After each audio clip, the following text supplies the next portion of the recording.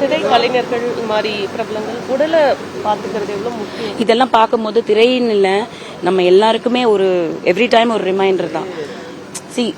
நம்ம யங் ஏஜ்ல எப்படி வேணா இருக்கலாம், சாப்பிட்றது எல்லாமே. ஜிம்முக்கு போறனால மட்டும் எல்லாருமே ஃபிட்டா ஹெல்தியா இருக்கிறது, ஜிம்ல தான் நிறைய பேர் சாப்பிட்றாங்க. So you cannot say that. But the thing is, ஒரு வாட்டி God gives you a message through your body. ஏதோ ஒரு ஏல்மெண்ட், டயபெட்டிஸ், சுகர் இருக்கலாம், ப்ரெஷர் இருக்கலாம், ஏதோ ஒன்று, ஜாண்டிஸ் வந்திருக்கலாம், மலேரியா வந்திருக்கலாம், வாட் எவர். அந்த ஒரு விஷயம் வந்ததுக்கு அப்புறம் நம்ம எவ்வளோ கேர்ஃபுல்லாக இருக்கிறோங்கிறது மட்டும்தான் முக்கியம். அதில் ரொம்ப கவனம் செலுத்தணும். ஃபுட் ஹேபிட்ஸில், லைஃப் ஸ்டைல் ஹேபிட்ஸில் நம்ம அதை கொஞ்சம் நெக்லெக்ட் பண்ணாலும் ஒரு வாட்டி போச்சுன்னா போச்சு தான். அந்த சீரியஸ்னஸ் நிறைய பேருக்கு வர்றதில்லை, ஆண்களுக்கு எஸ்பெஷலி.